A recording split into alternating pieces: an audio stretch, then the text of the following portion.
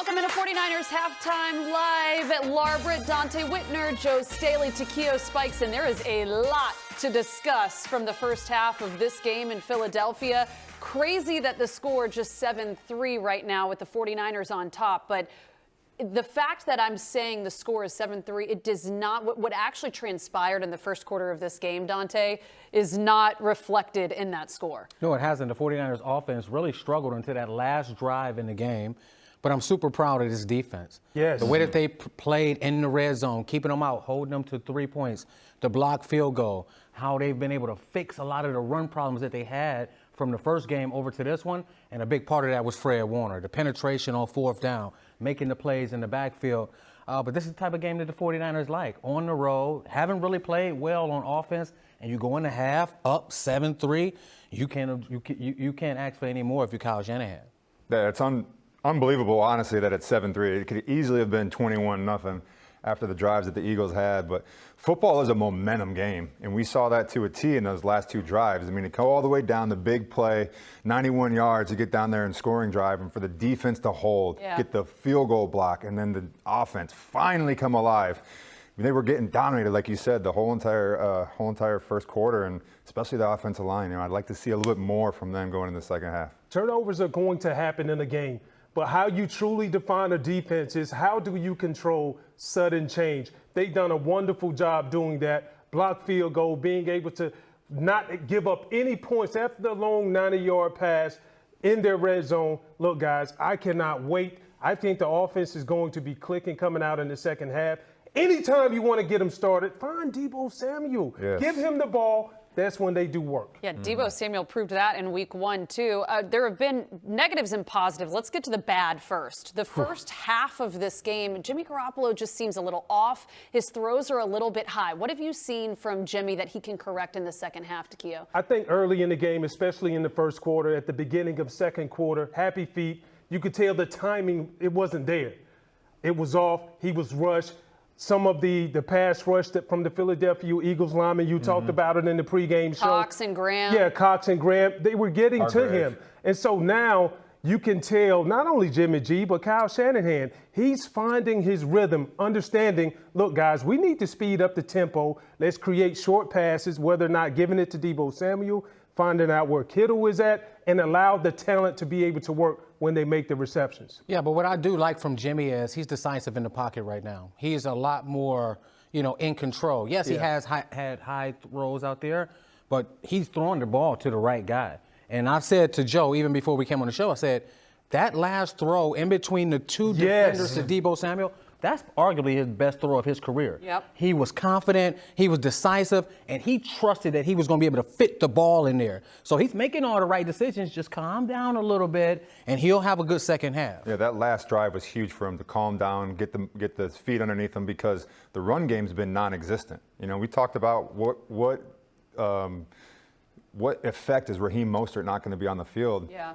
And you're seeing that right now. They're getting dominated up front by the defensive line of the Eagles, and Jimmy's going to have to continue to move the chains with his arm. And he's operating and moving in the pocket. He's maneuvering around. Usually in years past, Jimmy would be back there. You're like, oh, man, they're about to sack him. Not today. He's taking a couple hits, too. He has. And he's taking off with his legs, and he's trying to make things happen. Yep. And I like this Jimmy Garoppolo. Joe, one thing I want to ask you about. Last week, we see Trey Lance, his first completion in the NFL is a touchdown pass. Juwan Jennings, wide receiver for the 49ers, his first catch in the NFL is a touchdown. What is it about Shanahan being able to trust rookies, being able to trust young guys in his system? It's just, if you're out there, you expect to operate the system. I mean, you saw in that was a perfect opportunity for him to get the ball there because the attention that George Kittle had in the red zone.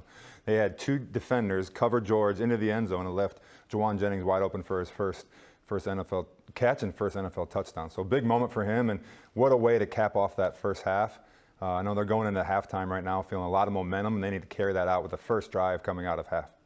With these wide receivers, it's kind of like what we've talked about with the running back group. I feel like Shanahan uses this committee, and Deebo Samuel, I think, is far and away put himself as the #1 wide receiver for the 49ers. But the rest is kind of a shuffle. We haven't seen much from Brandon Ayuk. You've got Juwan Jennings coming in. Takeo, what have you seen from this wide receiving core? They're just waiting for the opportunities to make plays. And I think once Jimmy G now understands that, they're going to go in at halftime and make the adjustments. And that means we're going to find certain guys, create certain plays to be able to get them the ball. And like I said, at the end of the day, you get the ball to your playmakers and allow them to be able to do work so they can go out there and create the momentum shifts. And I also like the play design. Kyle Shanahan, they don't give him enough credit, but with that three-man route that he ran, it's hard for a defense because you're telling the cornerback, you naturally have number one.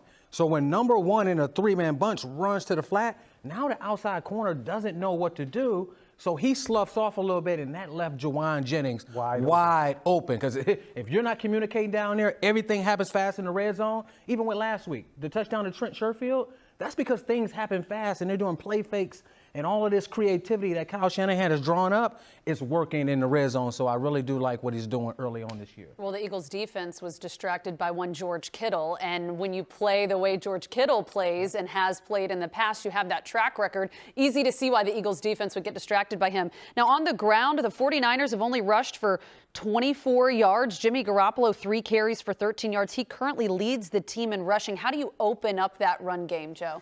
I would like to see them go between the tackles a little bit more. They're kind of trying to get outside, playing in space, and that penetration is creating a little bit of an issue for them to actually exploit that space that's out there. You know, the guys are having to hold their blocks a little bit longer, and they're getting, you know, the first half, I don't want to just be a negative Nancy, but they're getting dominated up front by this Eagles defensive line right now. So run between the tackles a little bit more, come off the ball, use that momentum, that strength that we have up front, and try to see if we can create some seams that way. And it's all about halftime adjustments. You know, this is what you guys do in the locker room. It's something we were talking about before we came on air here. What are some of the things that Kyle Shanahan's discussing with the team, DeMeco Ryans is discussing with his defense as far as adjustments, Takeo? I just think on the offensive side, most times you come into a game like this and you say, you know what, the run was set up to pass. It's the complete opposite right now. Short passes will open up the run, and it would allow more for play action as this game continues to get further, third and fourth quarter. And I'm thinking on the defensive side of the ball, they're going to probably need to put some help outside with the outside corners. You're going to have to put a lot of the onus on the interior and Fred Warner, Eric Armstead, and these guys to stop the run, because there's no way that you continue to match up Laure with these type of guys with this type of speed on the outside. I think that's an adjustment. On the offensive side of the ball, I think we need to see Trey Lance. Okay. We talked about it in the opening. They haven't been able to generate rushing yards on the ground.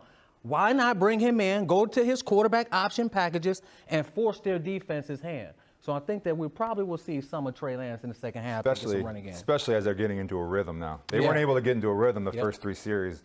Three and outs right away. So now that they're in a rhythm, let's possibly see some of that coming in. Do you want to see Trey Lance, Takeo, in the second half of this game? Yeah, I paid my money to see him. I got my ticket.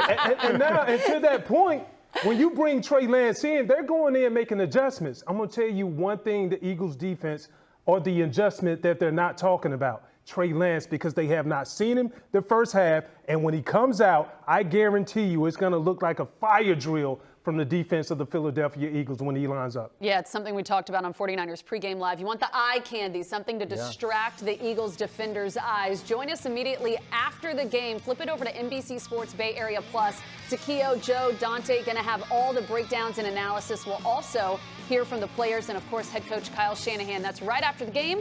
Flip it over to NBC Sports Bay Area Plus. Enjoy the second half. We'll see you soon.